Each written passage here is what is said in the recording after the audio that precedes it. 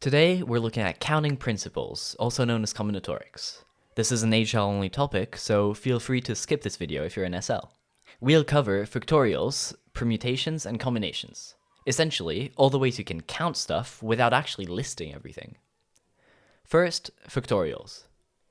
When you see something like 5 factorial, it just means multiplying all the whole numbers down to 1.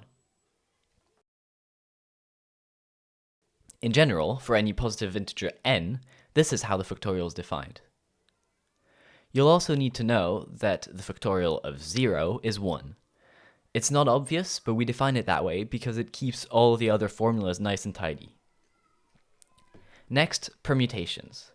If you're arranging objects and the order matters, you're doing permutations. For example, how many ways can you arrange 3 books on a shelf? That's 3 factorial, which is 6 ways. In general, if you're choosing and arranging R objects from a total of n objects, the number of permutations is given by this formula.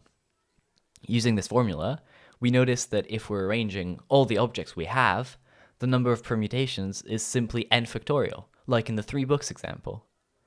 And if we're only arranging part of it, we're simply dividing out the objects we didn't choose.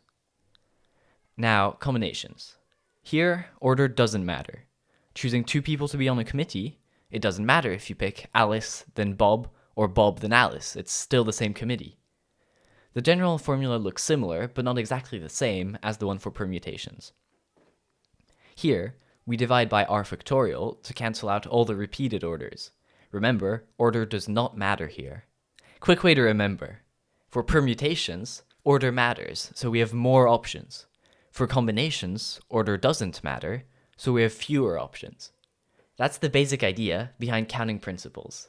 Not only does this come up in exams as counting principles problems, but also as a part of some probability problems. Thus, you should really get as much practice in as possible with that topic. We're done for today.